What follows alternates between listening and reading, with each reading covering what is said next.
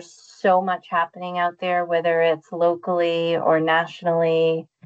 And I think we'll pop up the agenda again. I think it's important that we have some conversations on what you're thinking.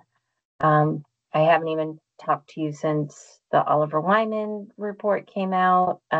So hoping to talk a little more about that. Kristen just brought down my agenda, but I can look at it, Kristen, in the invite, so no need to put it back up, but it helps ground me. So we can, where would you all like to start? I mean, we can work our way backwards. Paul looks like he's ready. From like most recent developments locally to older developments locally. But Paul, why don't you start? Well, people can correct me, but I think the thing that's most pressing for primary care, that being the subject of our discussion here, is really a lot of angst over what's going to happen. We really basically have a year to decide, meaning us and the state, what's going to happen when one care goes away at the end of the year.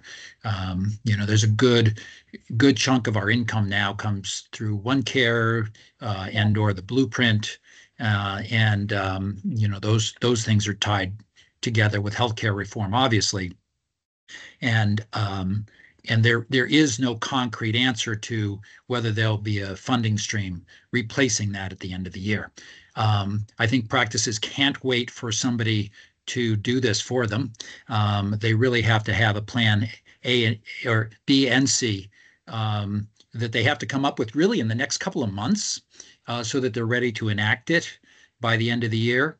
Because if there's no money after December of next year in health reform, practices are really going to suffer and have to make budget cuts and lay people off and change the way they practice medicine. So I get that's enough to put out there, maybe. But how do we get to that answer in the next couple of months, really, for practices to be able to take action? So that, and I hadn't even, in my mind, I was thinking of other things, but that's another thing with one care ending at the end of 2025. Anyone else want to add? Alan, being polite and raising his hand. Dr. Ramsey. Yeah, thank you. I have a concern about, more immediate concern about what I consider to be this kind of war of words that's going on between the Green Mountain Care Board and the Medical Center, University of Vermont Medical Center. And when the two entities are going to sit down and really try and figure this out, try and solve some problems, rather than just back and forth like this, because that doesn't, for those of us out on the front line, that doesn't really help us. Thank you, Alan. Dave Merman is on his way. He's TMI giving the kids dinner, but he'll be right on his way and join us.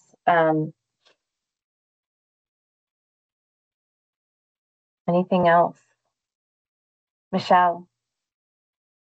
I guess I would steer it slightly differently, but also talk about the AHEAD model a little bit, because that's going to have effects a lot of places around the state, depending upon who signs on, what we sign on, what groups do and don't. And then also I will sorry, it's been a long day. I will verbalize here the same thing that I have verbalized in several other places. As the AHEAD model and the waivers for the AHEAD model are being discussed, We need nurse practitioner and physician associate representation at that table because Maryland already did this. And this is being modeled after what Maryland did. And if the right waivers aren't put into place for nurse practitioners, we're not going to be able to be successful with it.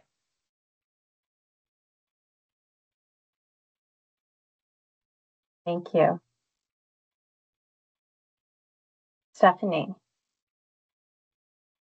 I would just say that I have lots to say, but in this context, in those two comments, well, three, but two comments, that I would take the one care discussion with the ahead because they tie together. One care is really going away because we're going to sign ahead. So I think taking those two things together and discussing them together is really important. Absolutely.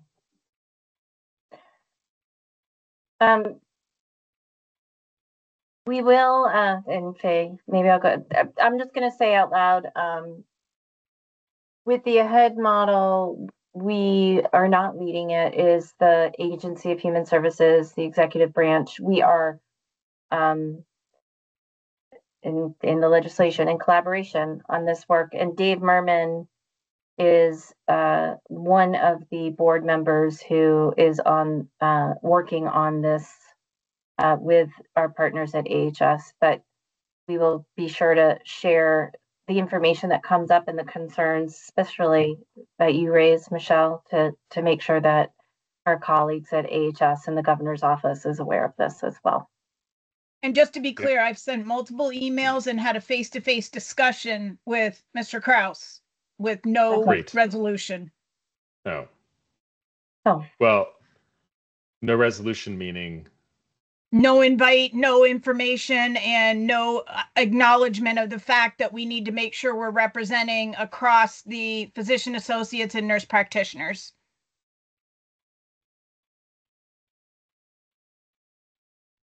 We will send this recording over as well, so they can hear you. I think Brendan's not available tonight, but maybe for the next one, we'll make sure that someone from AHS is here. Faye. One of the things I've been thinking about involves both the Hammery report and this sort of war of words between between UVM and Green Mountain Care Board, and that is, I guess I'm wondering how seriously anyone who's making decisions at the state level is taking the Hammery report. There's so much to unpack there. A lot of it, there's probably some good stuff in there. I actually could probably identify some if I tried. There's some completely absurd stuff in there. I am interested in what, from a state standpoint, who is taking that report seriously, what changes they might want to make. And the reason it's linked to UVM is, you know, when UVM says that they're closing some of their beds and they're going to not take as many transfers, to me, that's really an argument for keeping the small hospitals open. That's the goal. That's actually the idea of rural hospitals. We should be taking care of our common inpatient stuff locally and not sending them off to tertiary care centers. And so that sort of interplay between what UVM is doing and what the Hammery report says, and actually the two of them are almost at odds on that point. And I guess I wonder who's making decisions from the state and who could talk to us about it, and how could we get our thoughts public with them. Can I address that one? You can go, Dave. I have a thought on that too, but you go first. I mean, so I feel like maybe this is a little bit of a broken record, but AHS is the agency that's taking that report and trying to figure out what it means and what to do with it, and they're leading that effort. As of yet, I don't think there's been much defined as to how that would work. About the report, though, I kind of read the report and felt that the presentation really supported small hospitals to a large degree, at least definitely the mid-sized hospitals, with the importance of them taking volume from the academic medical centers. So to me, that's sort of a central part of the report. So I think that's actually a lot of what the work is that that he was suggesting that we do. The way I look at it, it doesn't really apply to the inpatient bed capacity, more is trying to pull, from UVM, but more trying to increase the capacity at other hospitals with really increased service capacity, such as you mentioned, trying to encourage hospitals to work together to build out, say, a cardiology group that can provide services at multiple hospitals. The limitations of really needing a critical mass of any specialty in any area to cover call, but maybe considering, hopefully hospitals working together to share those resources so that the call could be distributed across a bigger pool. But that's one thing that I really took away from the report, was to try to move things out of the academic medical centers, not just UVM, but Dartmouth, Albany, and get them back into the more mid-sized or smaller Vermont hospitals. There are parts of, like, I think you agree, there's parts of that report, and it's a report that, Oliver Wyman did for us, but I don't agree with everything in the report, and I think we probably could align on areas that we don't agree with. But I do think that is a big important part, is to try to strengthen our community hospitals. Did anybody else who read the report think that it sounded like it was strengthening community hospitals? I had the exact opposite impression.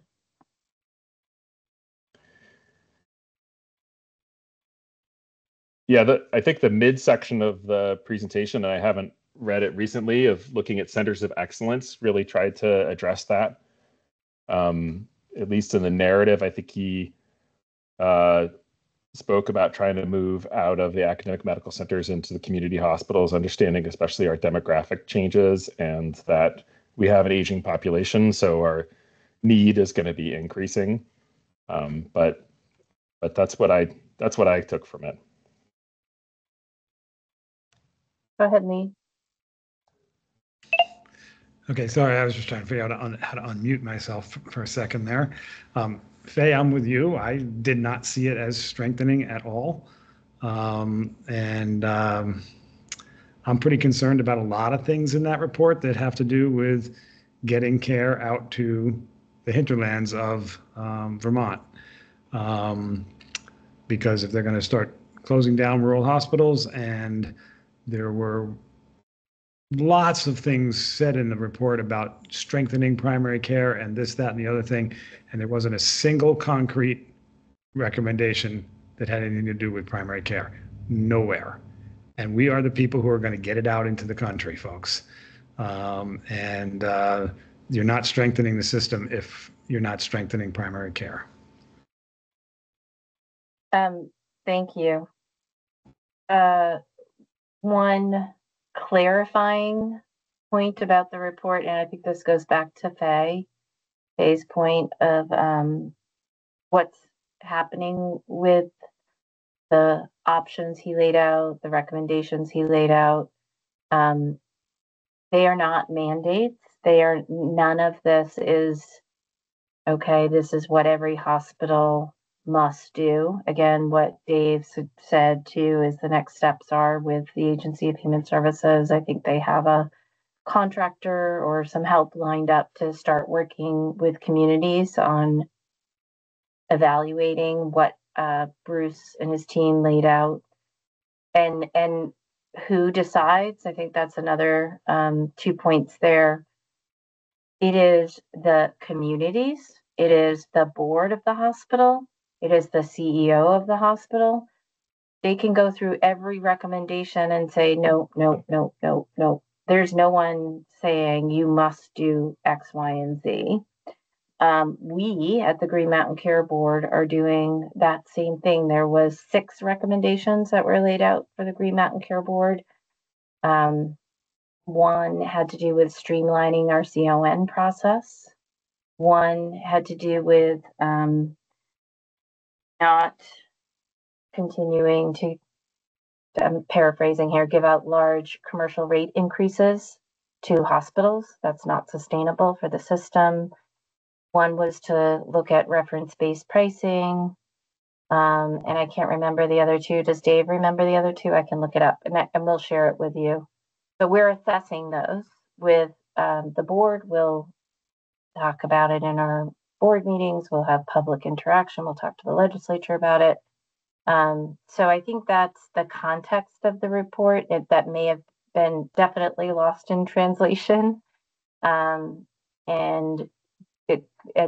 going forward, I think this is again, options that communities can use. And I think for this group, if you're not seeing enough around primary care, sharing those with the agency, sharing them with the legislature, sharing your thoughts on how you can sustain the hospitals is fantastic. I mean, that's the next step, is to have these conversations, and this is one of them. So, Stephanie. Thank you, Susan. And I just want to say, I know I'm not part of this group, so if I'm ever speaking out of turn, just mute me. Mute me or tell me not to speak.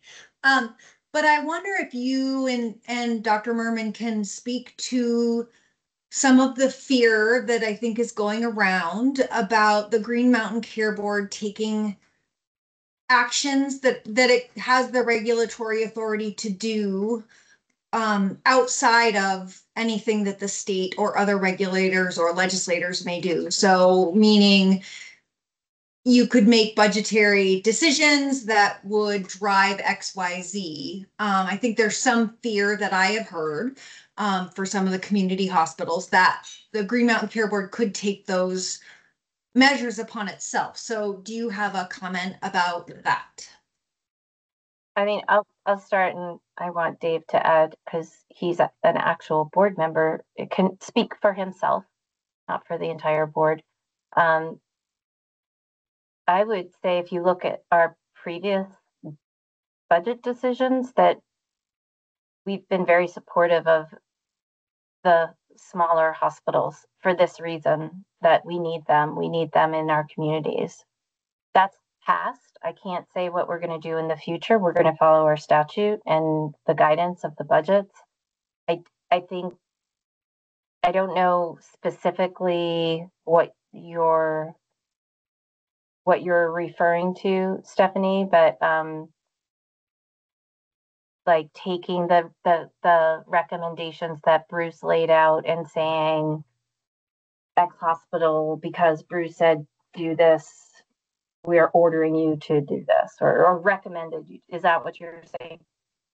Yeah, I mean, I think if you read, some people are this is all hypothetical, right? There's a lot of unknown.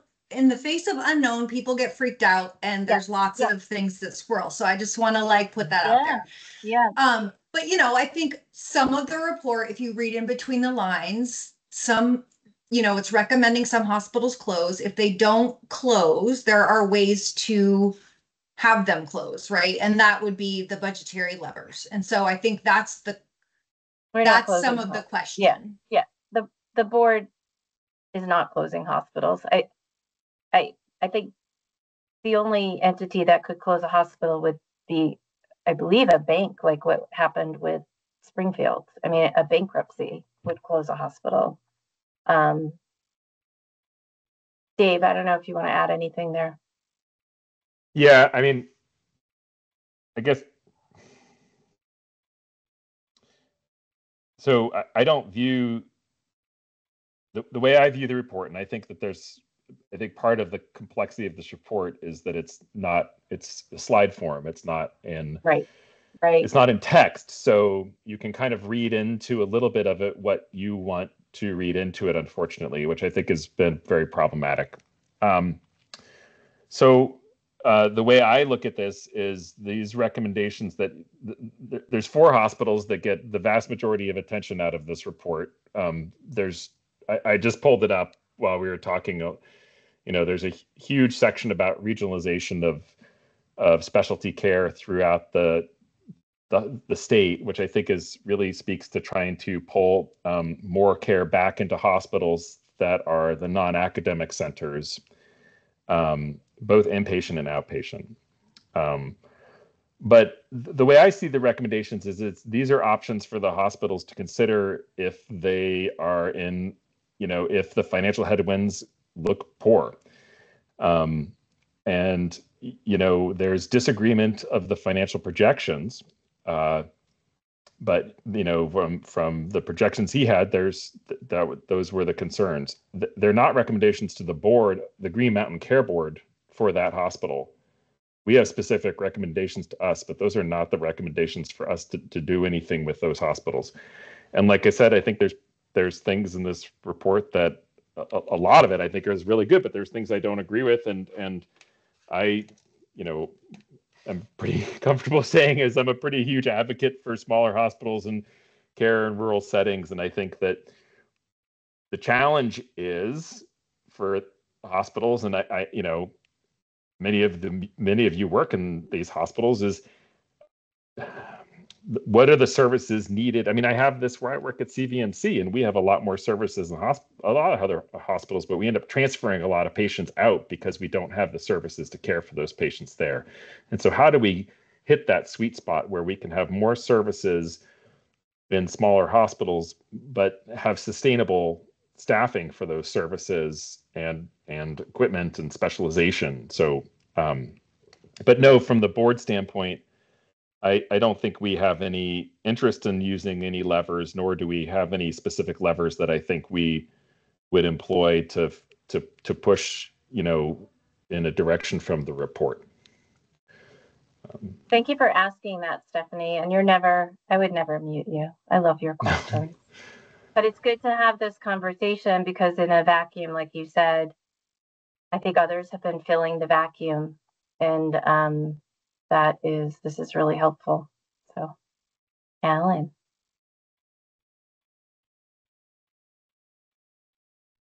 I think you're on mute, Alan.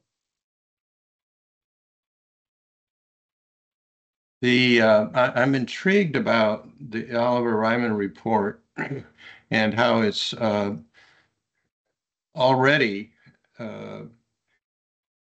triggered this thought of closing hospitals. Now, I think that my perception, and this dates back to the original Green Mountain Care Board, when the chair at that time used to ask all the hospitals about, he had this metaphor of the blue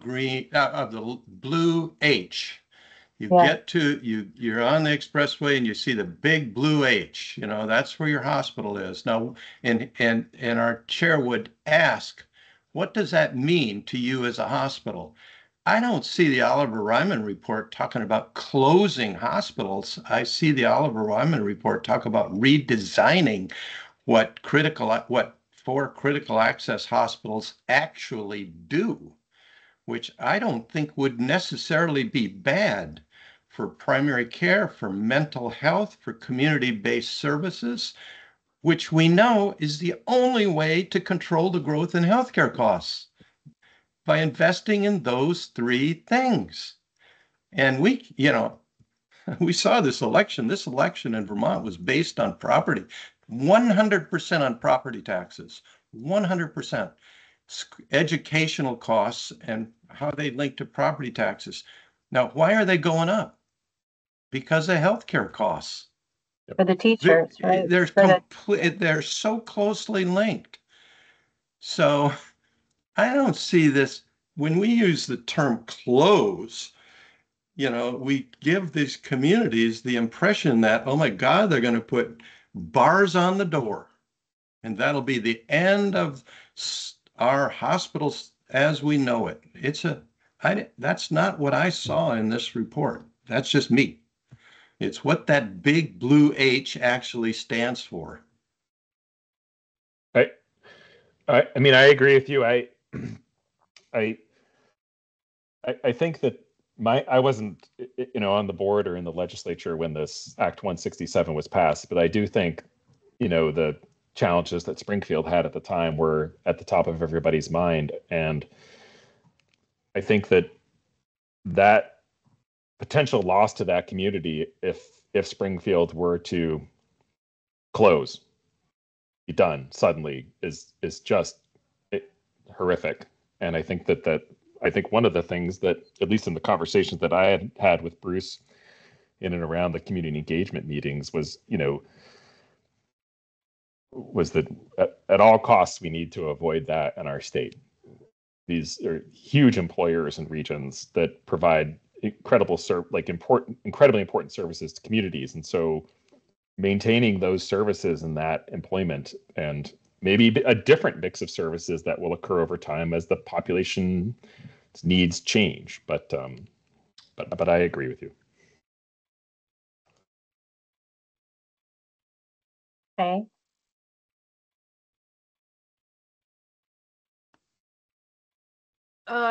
So,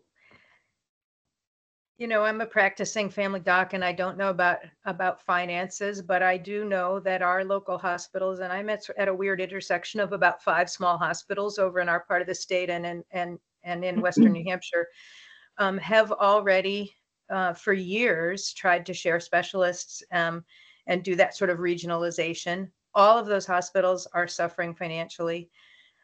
The Wyman or the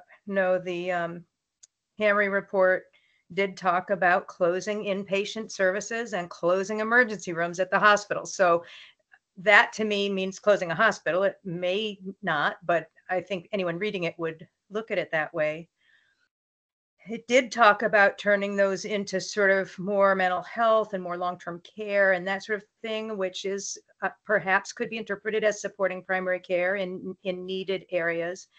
But my issue is that those are things that don't get paid for. Our hospitals now, who all have surgery units and specialists, are suffering financially and can barely make it. If we take away the specialists and the surgeons and that sort of thing and do more mental health, which is a great idea for our state, a super idea for our state, long-term care and mental health, they're going to go broke. There's nobody pays for that. So who, you guys, I ask this at every meeting and I still am looking for the answer. Who is looking at the big picture of how to make a system work for our state? Because if we do what's in that report, there will be no small hospitals. Who's looking out at the big picture and who has the power and the will to do anything about it?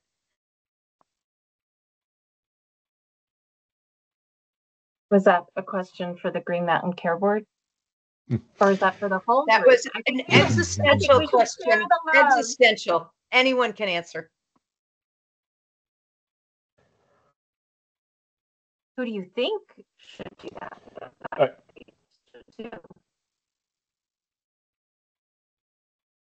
Sorry, what was that, Susan? Who do you think should do that? Who do you think should do that? Too. That planning, that system-wide. I think the other thing Bruce talked about was to get out of the hospitals and just what you're saying, Faye. There has to be a plan for that, though. Are other folks broken up right now? I'm not sorry, hearing. It's just me. It's probably just me. Go ahead. I wonder if you would repeat what you just said, Susan. Can you hear me now? Yes, Susan.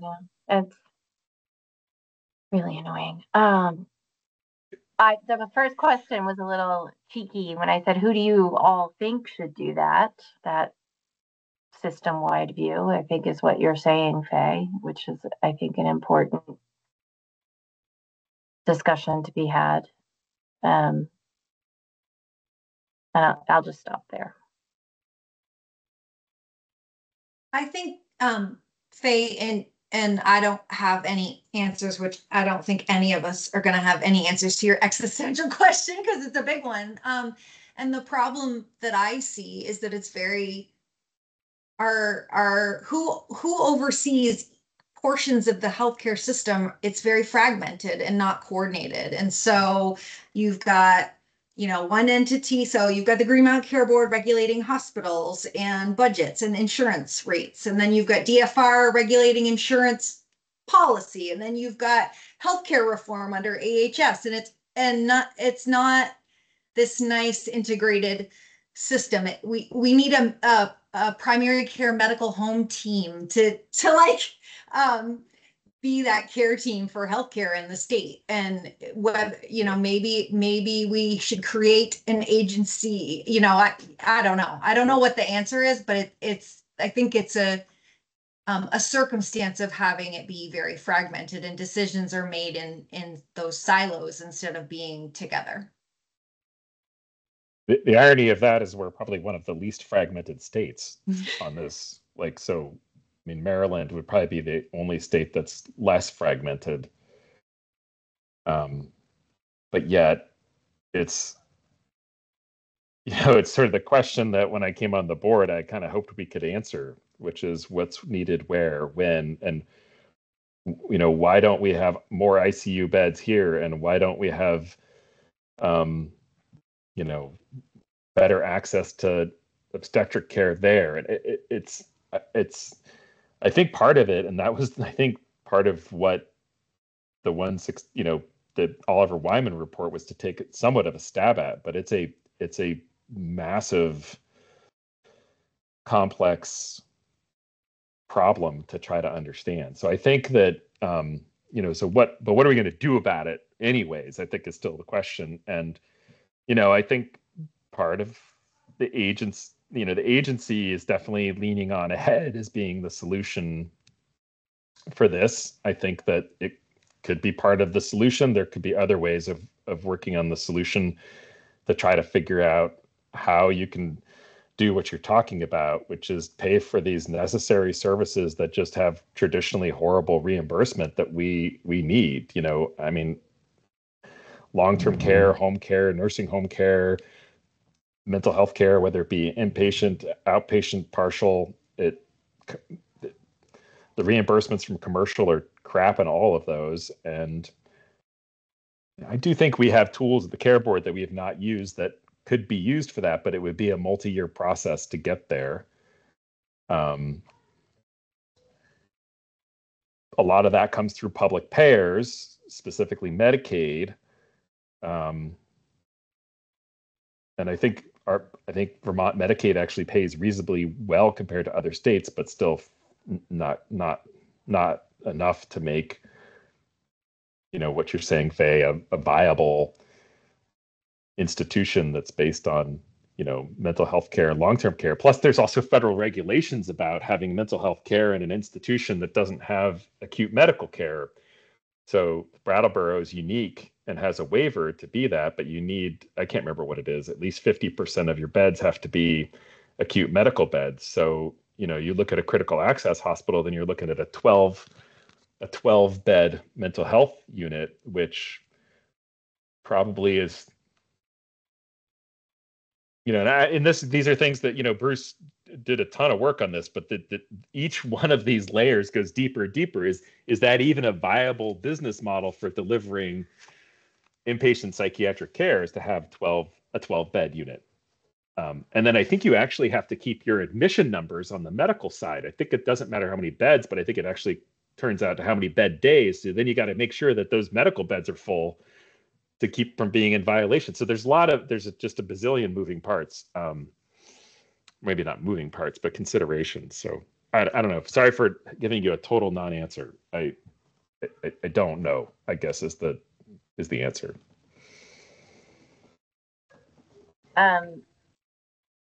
Can I say Dr. Florence? Because I forget how to tell me your pronunciation. Ignore the J. Amelia. Amelia, I knew it.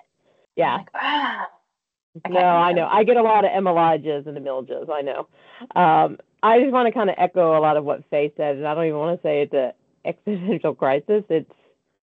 I think at this point, we just need concrete plan with an answer between the three big areas that we've all talked about, the Oliver Wyman Green Mountain Care Board stuff, the Act 167, AHEAD's ACO, and then these UVM changes. Our patients are scared. Our patients are freaking out, and we don't have what is a concrete step. So we've talked about a lot of things. What is the next step? So you said there's tools. What tools? We can't wait years. So who is going to do that? And I echo Michelle about the right people at the table to make sure, like, who gets to decide this? We don't really have time to keep waiting. I think that's what Paul said earlier too. Like, this is going to happen a lot quicker, I think. We have a year pretty much. You know, Vermont, and I come from Virginia, so I don't know. I think Vermont has a lot of good talk and discussion.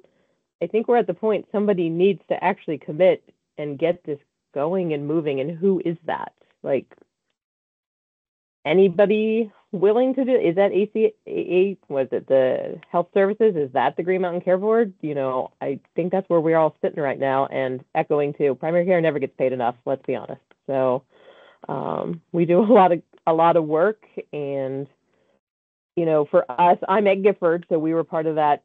You know, what should we do else with our hospital? And we can't even find a psychiatry department outpatient. So I think for us, like, to be recommended, like, hey, what if you were a mental health hospital? I think a lot of us just kind of were like, we would like our support just to help our patients right now in the clinic. Most of us didn't really see how that would work as a hospital setting, especially in the setting of what UVM has made the decision to do. It also kind of seems conflicting with that idea from that report. Sorry, those are my thoughts. And sorry, a little bit more. Just going to get straight to it. Awesome. Would love a concrete answer, or at least a plan of an action, I guess.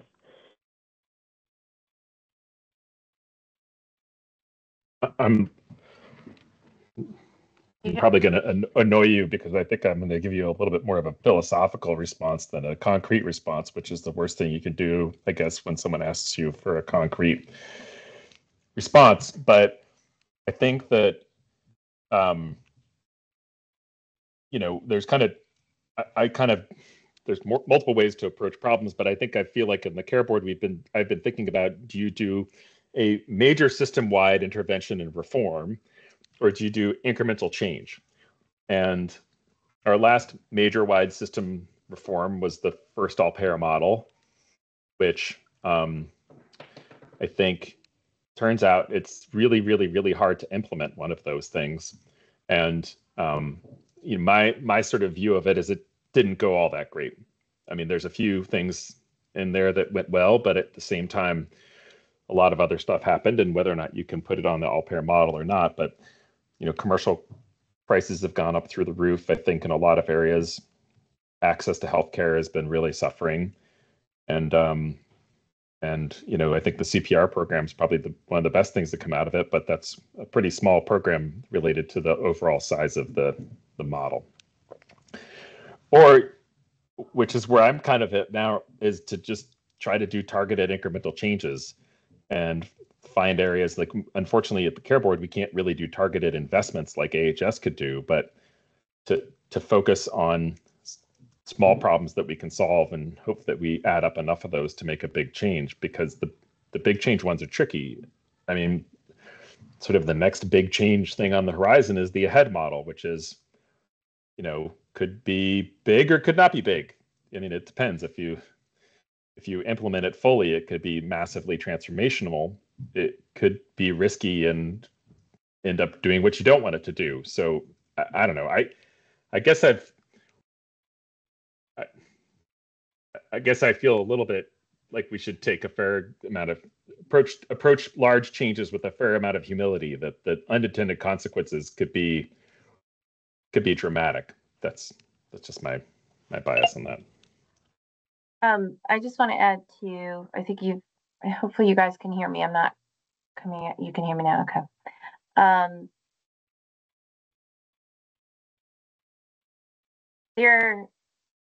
I agree with everything that Dave said. And you can look at public statements from our chair about the need to move more funding to primary care, to mental health. I think that's, to be honest and to be blunt, that's easier said than done. And like Faye said, in this really wacky healthcare system that you all operate in. But the commitment is there, and there are tools. You know, we are looking at the recommendations that Bruce put out for us. Reference-based pricing. There's a report coming out in December that we're studying. Some of the education employees, as Alan brought up, we're studying the impact of reference-based pricing on that. You know, we will definitely take back what we're hearing tonight to the rest of the board as well. So, Faye?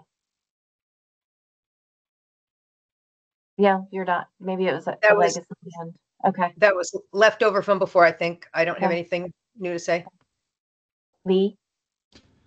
This reminds me of one of my favorite New England Journal articles, written by an editor who was a gastroenterologist and was diagnosed with stomach cancer. And he titled the article "Arrogance." And he talked about visiting, his colleagues. He was at Man's Best Hospital down in Boston, and visiting all his colleagues, and they all said to him, well, you know better than we do what you would want to do, and blah, blah, blah. And he finally said, I went to my family doctor. My family doctor said, this is what you're going to do. We need a family doctor here. We need somebody who's going to say, this is what we're going to do. Incremental change is the whole problem with our healthcare system. Everybody's making incremental changes on their own sides, and nobody's coordinating them and saying, do they work for the system? Somebody has to coordinate. Somebody has to step up. I don't know who it needs to be, but that's the big thing that we have got to get solved. Because if nobody steps up, you're going to have, incremental changes being made at Gifford, at North Country, at Bennington, and some at the Green Mountain Care Board and some at AHS.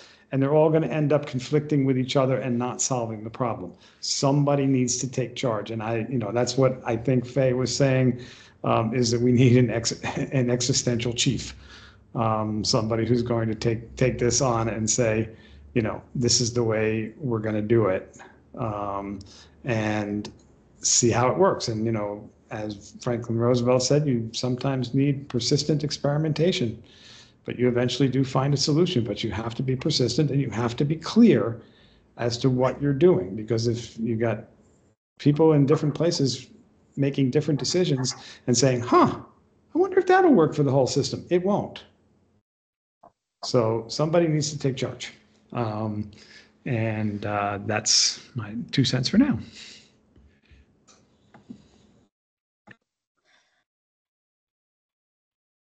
Alan, go ahead. Or is that legacy? Yeah, I have I have a kind of a specific issue for the Green Mountain Care Board, David, and you can address this, is that when the budget decision was made for the University of Vermont Medical Center, it became clear that they were going to have to manage to their cost structure more effectively and probably make cuts. Was there ever an effort for the Green Mountain Care Board and the University of Vermont Medical Center administration to sit down and say jointly, this is where we think the cuts are best applied? I don't have any qualms with stopping a transplant program that does one a month. I mean, on the other hand, I have a lot of qualms about closing a primary care practice and cutting mental health beds in your very hospital. So was there ever an effort for the two entities to sit down and start working to solve problems like this collegially? So the board would say, we really don't think you should cut primary care practices. We don't think that'd be a good idea. We don't think you should have you should do major changes in our mental health system, which is so fragile anyway. We don't think that would be a good idea. Did any of that ever, could that ever happen? Oh, and you just popped on. I don't know if you heard all that question, but I think I think what Dr. Ramsey was asking is if, in this process after the budget orders had come out, if there was any opportunity to sit down with the network leadership to talk about sort of where we could identify that areas for them to do some cuts that would be other than clinical. And I think that I'll just answer very quickly is, the budget order definitely laid out very clearly areas where we felt like there was opportunity. And I don't know. I think maybe I'll leave that if Owen, you'd feel comfortable commenting on that. Sure, and I'm sorry I'm late. I was in another meeting relating to a number of the current topics and issues. So I apologize for being late. The short answer is that we did not have a discussion about other options prior to the decisions that were made. I did receive a call the evening before about what the decisions were, and they were laid out to me the night before. As you all know, the state's doing Act 167 work, and transformation such as this certainly impacts how the state functions, and there's collateral effects from any of these decisions. If you change an inpatient psych at CVMC, there's collateral consequences all over the system. So the short answer is we were not engaged in these decisions beforehand. We did not know they were coming. UVM did definitely tell us in the budget hearing that if their budget weren't approved, there could be cuts in services, and they identified a large number of areas, which is not necessarily atypical of other budget years. I think what Dr. Merman said is correct. We're under appeal right now, so I can't get too into the weeds. That would be inappropriate for me to do. But if you read the budget orders, there were a number of places and opportunities and things that the Care Board thought were appropriate to consider. And if I remember it, I wasn't, that I think you did at some point reach out to leadership there to see if we could talk, if you could talk about those things before they made cuts, but there was not a response to that, or at least I'm not aware, but I'm not sure if that occurred, but there was not a conversation as far as I know. I don't think that's actually right, Dave. Okay. That did not happen. Okay. Oh, and the other thing, since you just joined, and I think it's a good question, just in light of, the 167 reports released, these changes in services and cuts coming out of UVM, the potential for the AHEAD model and the ACO. Paul Rice was saying about, the ACO leading at the end of next year, just all of these things kind of coming all at once. And I think it was Faye, I'll paraphrase from Faye, like, who's leading all of these changes? or who's going to step up to take the lead in all of these changes? And I don't want to put you on the spot, Owen. I mean, Dave answered this, and there's several parts to our system. There's different leaders depending on the type of healthcare entities and regulators and funders and payers, et cetera. But I don't know if you want to comment on that. And Faye, you can elaborate a little more if you want to.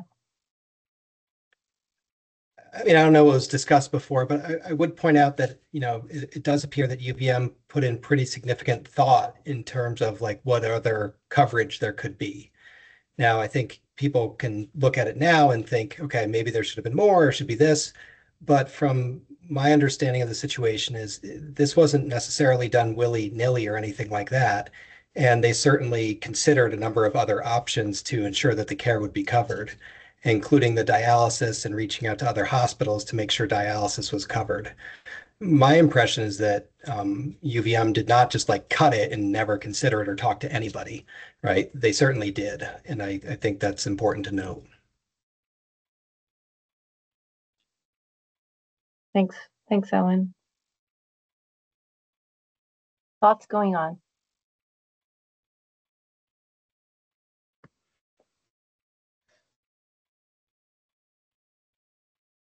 And Dave touched on the AHEAD model a little bit. That was the other item that we wanted to bring up, to the extent that we can't talk about the AHEAD model. I think we can talk about where we are in the where in the spot, Dave, but maybe you could just give a high level Sure. of where we are. Dave, do you mind if I interrupt first, Susan? You're a little Oh, yeah, garbly yeah. for a second. Okay, yeah, sure, go ahead. So on the transformation discussion that people were having, I do think it's something that this differently. If we look at what the care board regulates, part of this, not this, not that, sometimes in our healthcare system, I don't know that if there's the broad awareness across the spectrum, that would be really helpful.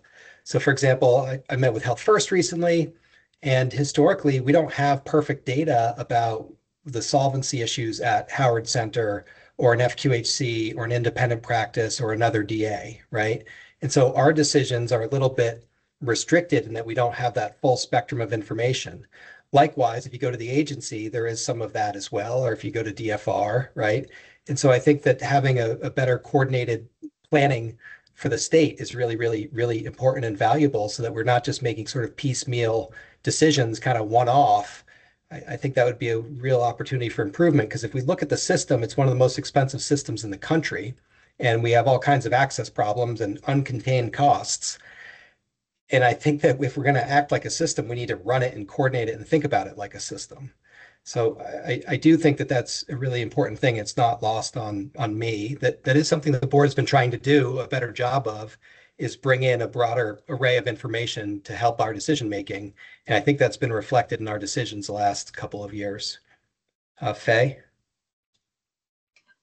I think that was what I was trying to say when I got strident and said, who's in charge here? That it isn't coordinated.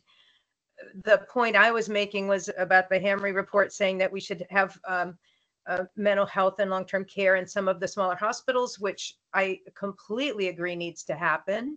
It would be a great way to serve our communities better, but because no one pays for that, it's also a death knell for those hospitals. So, that's, that coordination, that looking at the whole system. If a hospital has to remove one service, who else can do it? I think I just, that lack of leadership, to me, I think that would be state leadership, but I don't know. That's what I'm looking for. Who can coordinate a system that really works and does not leave largely rural areas out in the cold? I mean, I think part of the issue with that, I completely agree with the sentiment, but part of the issue is authorities are limited and there's different ways the system has been divided up in terms of who does what and who makes what decisions. So you have the agency that certainly runs Medicaid and it runs a lot of the DA system. And then we do part of the insurance companies, but only like a small part. So it is not a perfectly coordinated system, and I think it is where we need to go.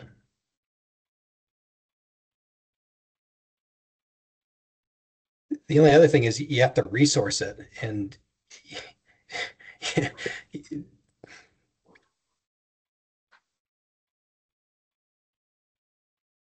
I don't remember when PCAG started, but I've been with it since then. Somebody might know 10-ish years or something like that. And every single time, when it comes right down to it, what we hear is this group has this authority, this group has this authority, no one regulates that, this group regulates this. And that's what I mean, that's exactly what I'm saying, Owen, that it feels to me like we're on a hamster wheel. If anyone has ideas how to move that forward, that's what I'm seeing as the need. Let's change it. Sign me up. He's the chair of the healthcare cabinet. I don't know if there's been prior discussions about what would be the optimal way to do that or who would do that or how you'd structure it, but I do think it's sorely needed. And I think with the Hamry report out there and the real financial challenges at every place in the system, from UVM down to the smallest practice to ensure, I think it's time. So certainly if people want to get together and work on trying to come up with how we're going to structure that, I would be all ears.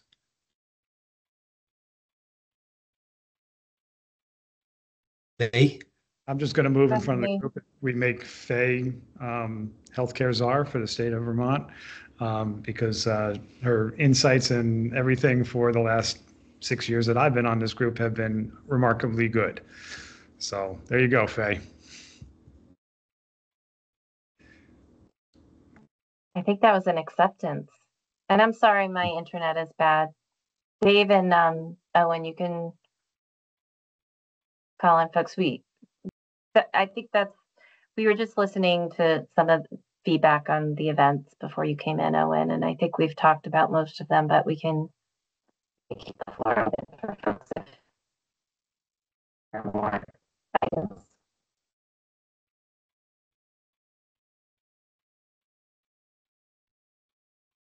Stephanie?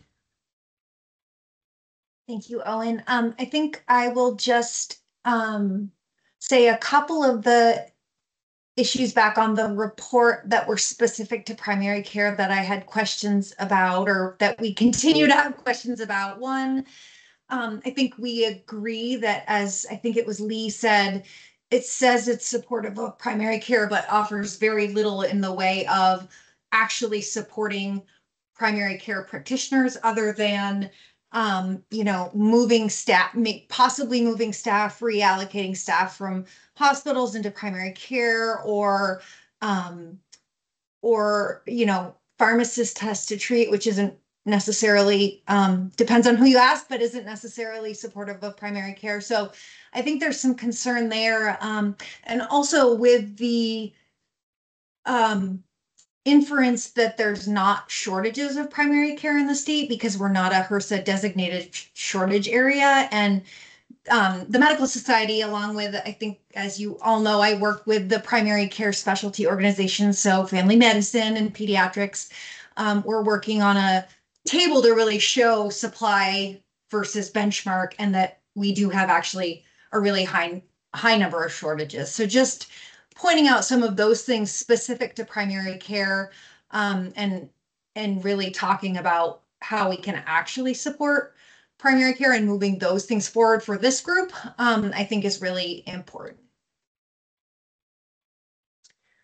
Yeah, I'll respond. I don't know if Dave or others on the PCAG have thoughts. I don't know how much you know the grounding of the background of the report, but one thing that was very important to us and to me was that the report was entirely independent and we didn't influence it and we did not have our thumb on the scale.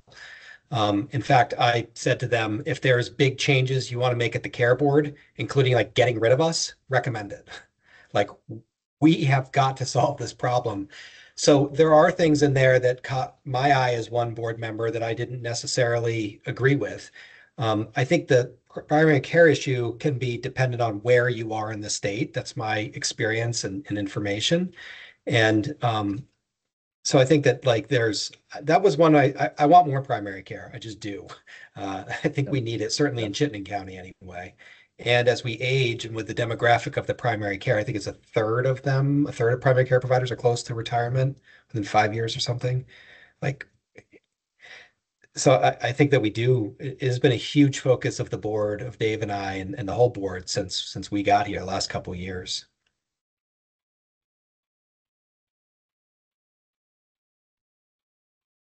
Dr. Ramsey?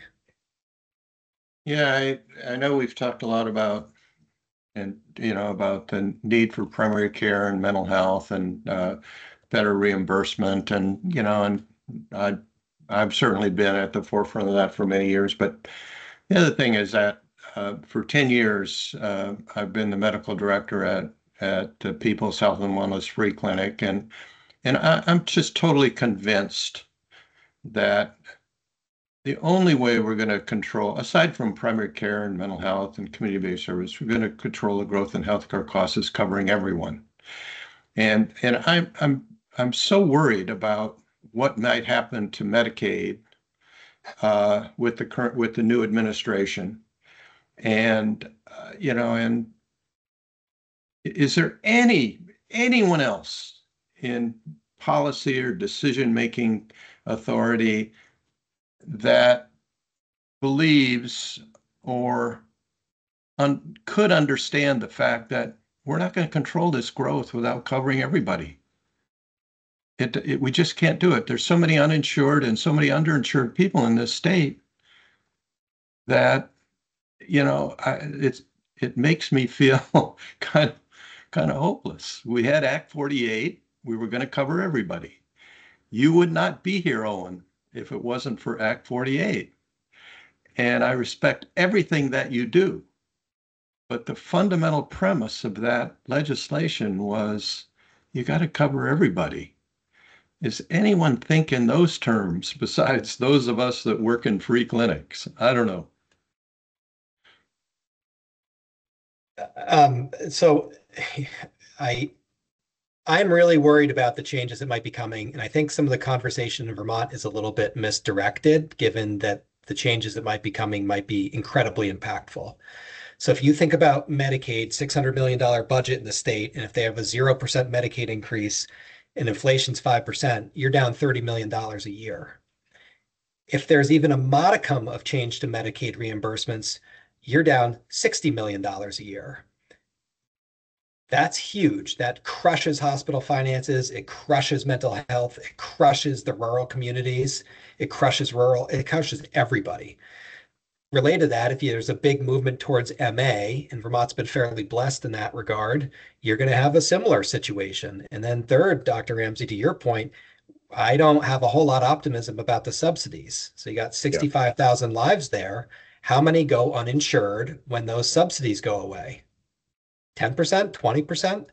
That backs up into free care and bad debt at hospitals. It backs up in patients not getting primary care. It backs up everywhere. So I think there's like a Mack truck that potentially could be coming towards us, and it needs to be brought to the fore in our discussions and considerations. Now, to your question, how do we get everybody insured? Well, that's really a legislative issue. I think sometimes we make short-term decisions that hurt us long-term. And I think that having people really struggling financially does not help society anywhere. It just makes everything worse. So I agree with the sentiment. I mean, I certainly don't have the power or authority to change that much other than my voice and the board's voice. Yeah, just to reinforce what you both said, I am frightened by the potential end of the advanced premium tax credits, and I think we have an underinsurance problem now that's for so many people that it's going to be no insurance or underinsurance.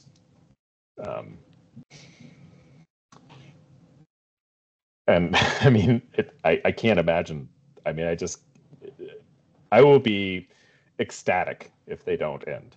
I mean, it just seems like it's going to happen, but maybe not. Maybe the political winds will shift slightly, but it's such a high risk for us. So I think 44% of Vermonters were considered underinsured last time, which is extremely high rate. So what do we do with this potential? I mean, it's either higher taxes, it's somehow lowering the commercial costs, which is not going to be dramatic and not going to be overnight. Or I don't really have a great solution other than we must make sure the system is sustained and right-sized. We have a pot of money, and it's actually a really big pot of money in the state, and we have to allocate it really effectively, going to Faye's point about who's leading or who makes these decisions. I think it's more imperative than ever. You know, Alan, I was really struck when I went down to, I was a year and a half ago, Tom Walsh and I went down to the clinic in Barrie, and to learn about that, they were saying that the biggest growth in patient population they had were patients who were insured at a clinic for uninsured people, and it's because of the high deductibles, high copays, the bronze plan insurance that they're seeking care, at your organization, which is thankful for you being there, but it's not the right, that's not the solution to the problem that we have. I mean, it's a solution and it needs to be there, but, on a broad scale, I think we're in a potentially really bad short-term future here.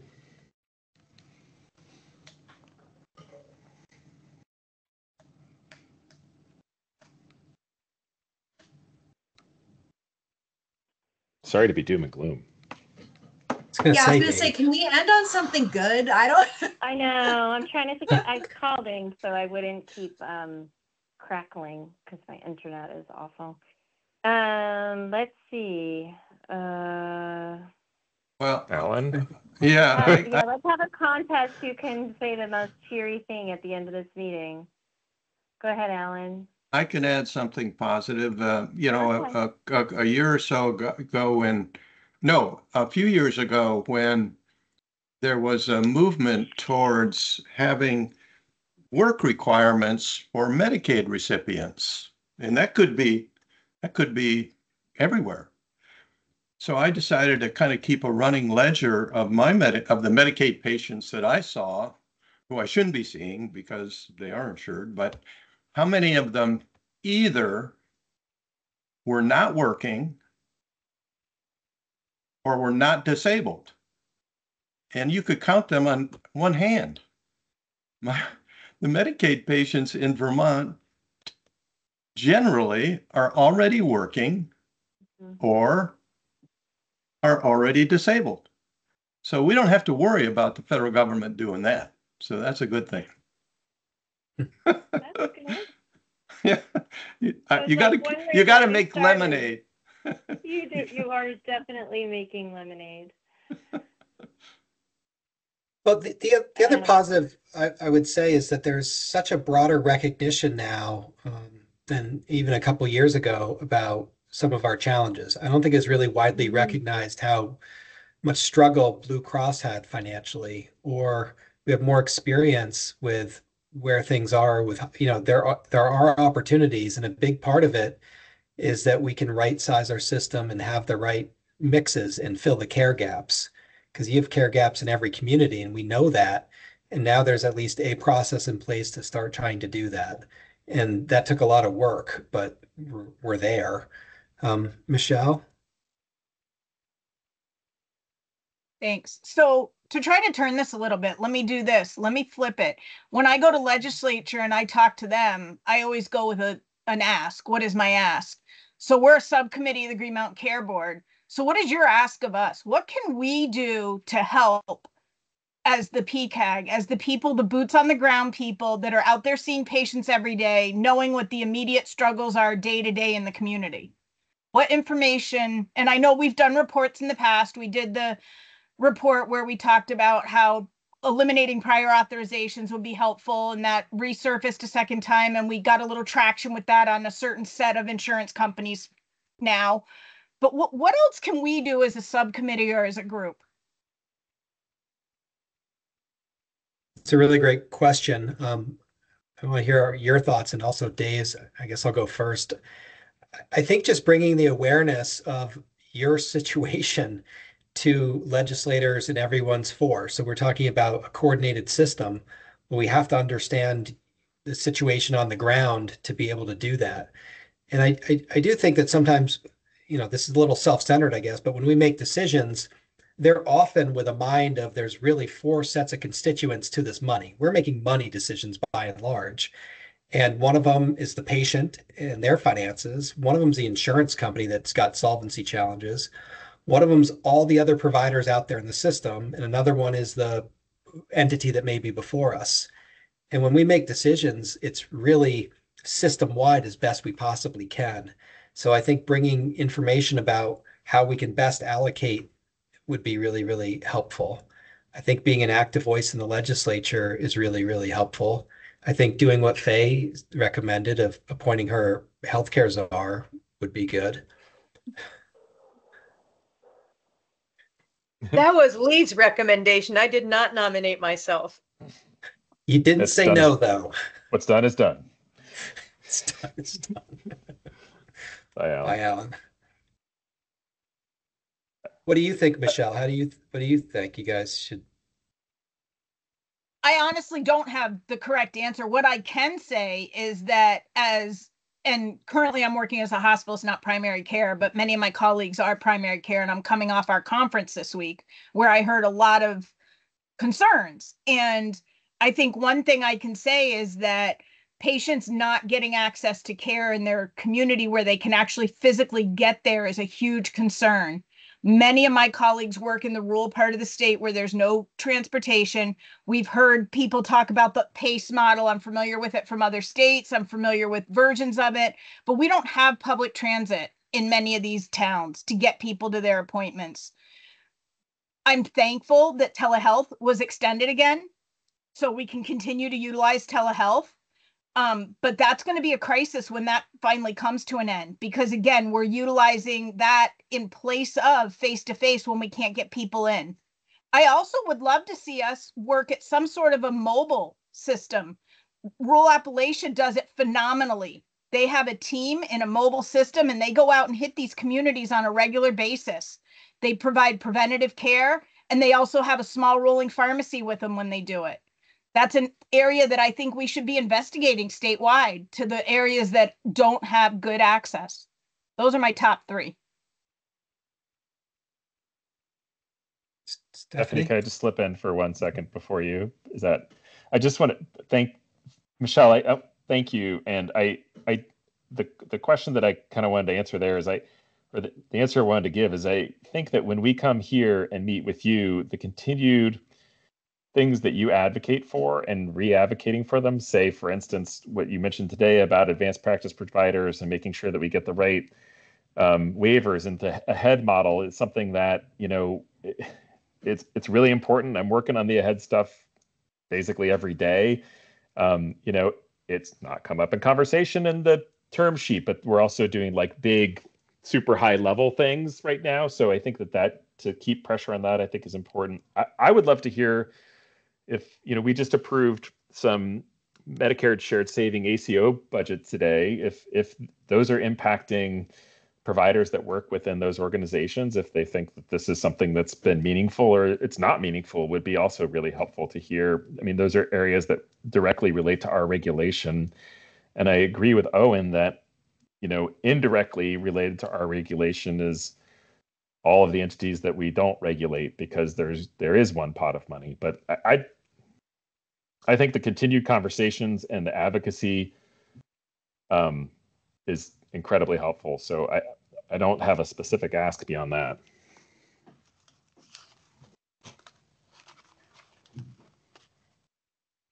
Go ahead, Stephanie. Pass the mic to Stephanie. Thanks, Dave. Just a couple things. One thing, Michelle, I wanted to just clarify. Telehealth wasn't extended. It was put into statute permanently. So that's not going away. So I just wanted to clarify the audio only piece, if that's what you're talking about. No. Okay. So maybe we can go offline and talk about that a little more. Second, I checked with Jessa about the nurse practitioner, the APRN and PA AHEAD participation, and it's our understanding that it wouldn't exclude. It intends to include blueprint practices and be on the practice patient attribution basis, not individuals, but that you should reach out to Pat Jones instead of Brendan Krause. So I don't know if you've reached out to Pat, but she's really been, you have, and heard nothing. Okay. Okay. And then I just the concern is there's 7 waivers that have to be written in order to make it work. And if those 7 waivers aren't written in. Yeah. Okay. And then I just wanted to talk about, Michelle, you asked what does the Green Mountain Care Board need from us or want from us in the ask? And I wanted to kind of go way back with why this group was created. And it was because of the non-existence of a healthcare practitioner on the board at the time it was created. And the hope was that the PCAG would be used as a sounding board for the board to make decisions, which I don't know that it ever really did. And I wonder if at some point we can talk about the group going back to that sort of mission of, before decisions are made, like what do you think, how would this affect your practice life, being more of an actual advisory to decision making versus telling stories and talking about how to advocate after the fact. Just maybe we can have a conversation at a future meeting. Stephanie, I would love that. I would advocate that for that 100%. So when we make our decisions, we have whatever the record is and some public comment. If there's like a group position that you all can come to agreement with, or just we know who you all are, you just send us your thoughts on any decisions we have and the collateral impacts of them or the benefits. That would be gigantically helpful. I can't tell you how much, I know Dave does this, but we really rely on the public comment quite heavily in terms of thinking about whatever it is. And those blind spots we're talking about, that's where you can fill in. I would love it. Rate review, ACO decisions, hospital decisions, all of them. That'd be huge. So like just to give an example, like in the ACO decisions, we're often thinking of, I mean, I don't know if you've seen this, but like a lot of the decisions are how do we help primary care?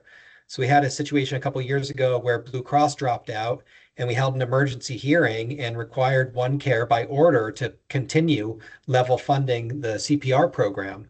Having like your input on any decisions that we're doing, like we're often trying to think of how to do this, and it would be better if you definitely do that. I would love that. Lee? Oops, wait a minute. Oh, nope, I'm not muted. Okay. One of the things we've done in the past, and it is November, and that means the legislature opens in what, 6 weeks? Is we have, sorry, Stephanie. Oh, that's right. I should have waited till you were off, so I didn't give you PTSD. But we often had developed some kind of a plan for talking to them or testifying to them and having a bunch of us go up and do that. And I've done it, and it was very useful, I think. But what are the issues? I mean, if you have an ask of us, maybe that's it. It may not be the GMCB that is asking, although that's obviously who we're talking to. But if there are things that are frustrating everybody, other than the fact that Faye is not the health czar, which I will be advocating for at the legislature, that we should be working on and developing, a position on or positions on and going and testifying, then I'd like to see some of that stuff start happening now, because I don't want to have somebody call me on June 13th and say, hey, whatever committee is considering this tomorrow, can you come up? So anyway. I think that's so I'll just- important. Yeah, go ahead, Dave. Just, I think having your voices there is just incredibly important. I mean, we have a citizen legislature that does, it's part-time. They don't have staff to help prep them on all these issues. They don't, they need to hear from you. As we with public comment, we rely heavily on that, but I think it's your voices up there are incredibly important. So I'm sure Stephanie was happily try to organize that if we can't do it. So.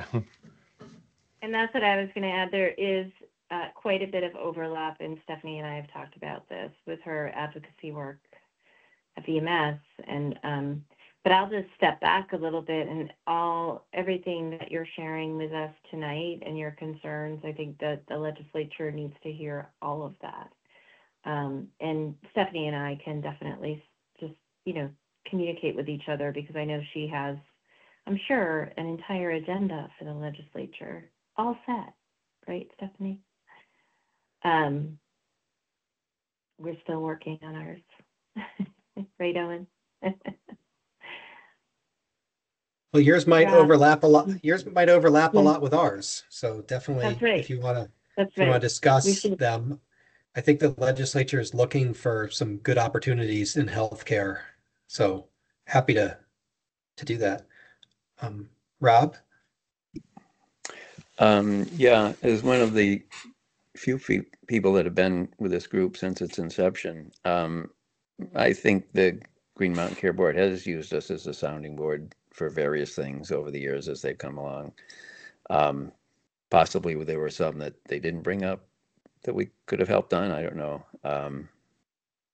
But they've always seemed willing to listen and appreciative of the input.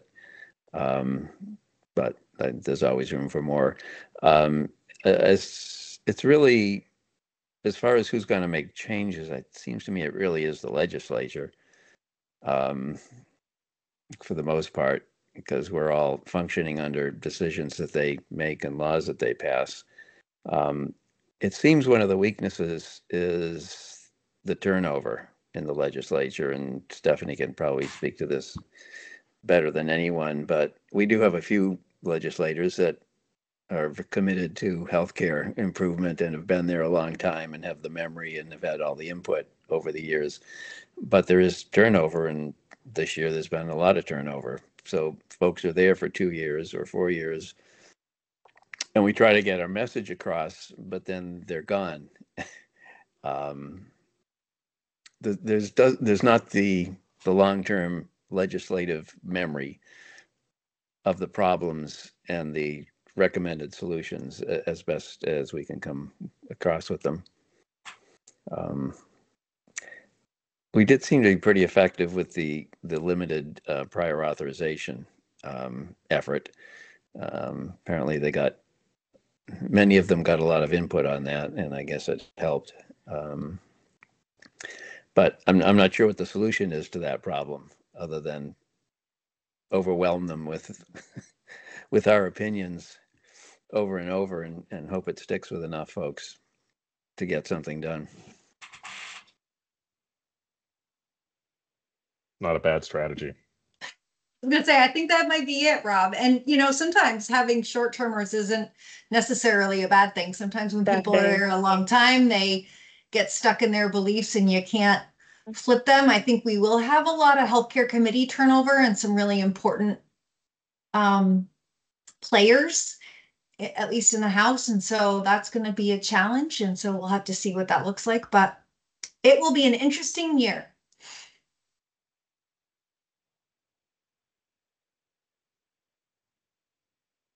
Well, thank you all. Anything else before we head out? I think we covered everything on the list that I shared. And we'll send out an invite. We usually do these every couple of months. We'll see how the next time we meet, the legislature will be in session. We'll see how Stephanie is doing.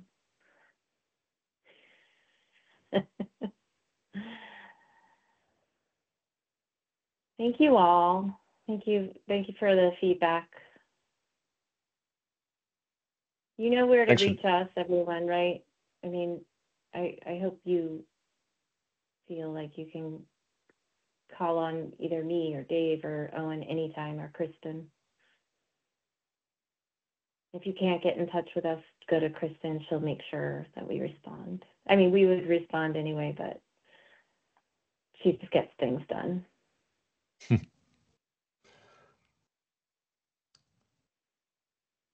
Faye, I worked with, I think recently I worked with, I think she said it was you. I'm 90% sure every so often you must take nurse practitioner students. No? Yeah.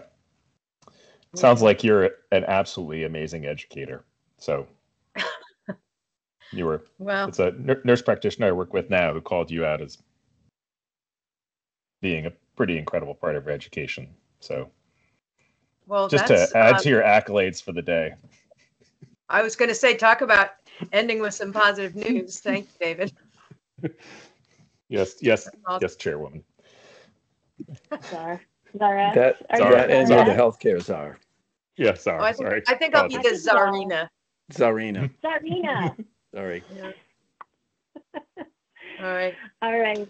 Thanks, everyone. Thanks, Everyone have a everybody. good evening. All. Thank you. Happy Thanksgiving, You too. everyone.